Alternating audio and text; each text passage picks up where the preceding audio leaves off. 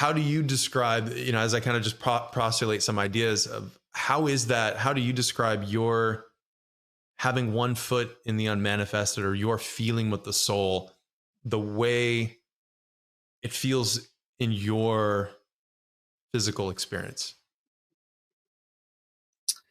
Well, so I've been pursuing feeling the integration of being self-connected since I was really young.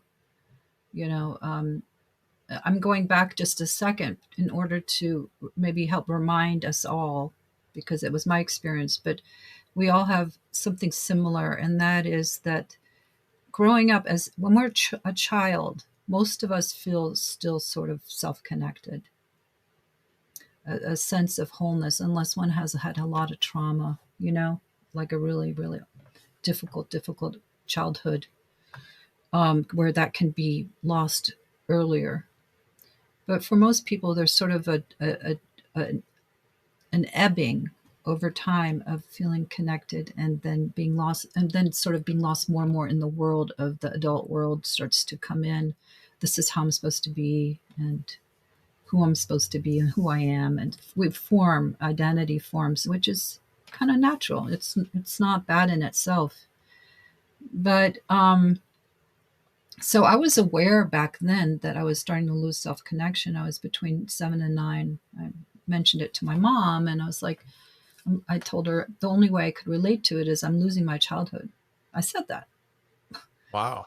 7 to 9, I'm losing my childhood, and it was because I felt the encroachment of the adult world and the way that they perceived, and I saw it as unnatural because I could tell that it was a sort of fabricated, and I kept. But the truth is I kept a part of me part of me stayed protected from that.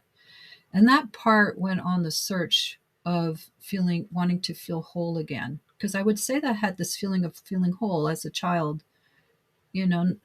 Wholeness isn't perfection. Wholeness is just you don't feel lost. You feel here.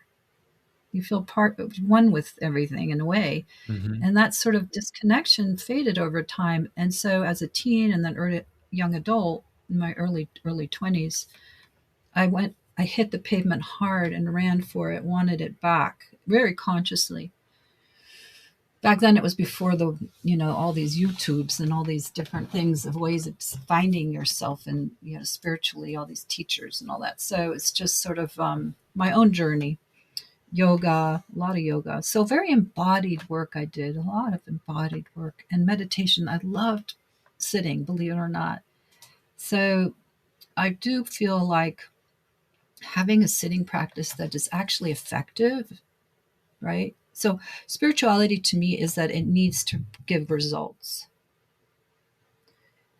Um, so that's, I'm a spiritual teacher, and maybe your audience doesn't know that, but that's what I do. So now I share what it is that from my experience. I think that's best. One of the best ways to what we offer is to be offering something that is we know, whatever it is we're doing. And we all have things we know and can offer. Um, so over time, through the practices, they became refined, of course. And it's like, oh, this is what works. This doesn't work. This is what's bringing me. Could feel it like I'm coming back home. Isn't that an interesting feeling that we can actually tell? And so I would say another word for it is feeling divided. I felt divided, and I could tell when I was meditating and had a really great yoga session or whatever I was doing, that would being in nature, dancing, whatever, I would feel the undivided. I would just feel in sync. And another word is in sync. I would feel in sync with myself, not separated, Hmm. because it feels painful to feel separated. That's where anxiety comes from. And so I used all of that in order to be able to um, find out what really works for me. And over time, returning home became abiding, meaning that it wasn't just a dipping in and out of this like stream of oneness, of like, I feel undivided when after a good workout. Let's just say some people might feel that way. They feel in the zone or whatever. Um, but I just, it wasn't a coming and going anymore in the end. And that was that what spiritual, what they call awakening, is really about. And but it, to be abiding, permanent, not just something you haven't experienced, but abiding, that's where I live now. So it is possible. It is possible. Um, and people, it does happen, and but it takes uh, focus, and it takes good teaching. Like you know how just like it's like why spin your wheels for 20, 30 years. I work with people who are in their 70s and they still haven't had good teaching, good pointing. Let's just say good pointing. Right.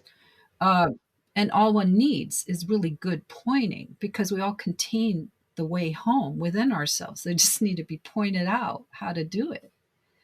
And so, because I think it's really our birthright, to it's people call it a spiritual awakening. Some people could call it enlightenment. I don't use that word. Um, because it sets it up as this unattainable thing, and whatever that is, as if there really is an end to growth. There isn't. Um, so I think it's just sort of how we're meant to live, which is just come back home to yourself and feel the undivided nature inside, and live from that place, and play from that place, and create from that place. To me, that was the most important thing. To others, it might be building a business and being successful, or being a really great parent, or be a master gardener, or book writer, or whatever they put their sights on, because putting where we put our attention is a power.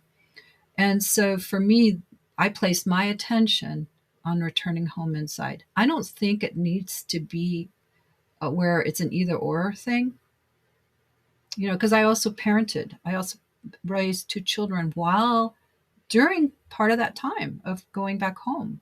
So it's not an either or dichotomy. Go back home and write your book. But it does require some attention, and it also requires a desire. And you can't just, if you don't have any desire inside to, and it's just a truth telling. It's coming back to a truth, inner truth telling. What do I really want? Well, I feel anxious and unsettled and out of sorts a lot. Well, guess what? That is the state of separation. That's feeling out of sync with your nature, with spirit, out of sync. That's the manifestation. That's the body going, something's off here, because we're essentially really wonderful animals, high-powered animals. I wonderful. That's a question. That's a. I wonder about that sometimes. What we're doing, Mhm. but no, but we're high-level things of nature. How about that? And we have forgotten that. So, as things of nature, feeling out of sync with nature and not one with it, objectifying nature, like like not feeling connected to it, that's a problem for the animal, for our bodies. Our bodies are going to kick up a ton of anxiety, because then we're not one with our environment, and that is, imagine, that's Being one creates a with lot of unsettledness.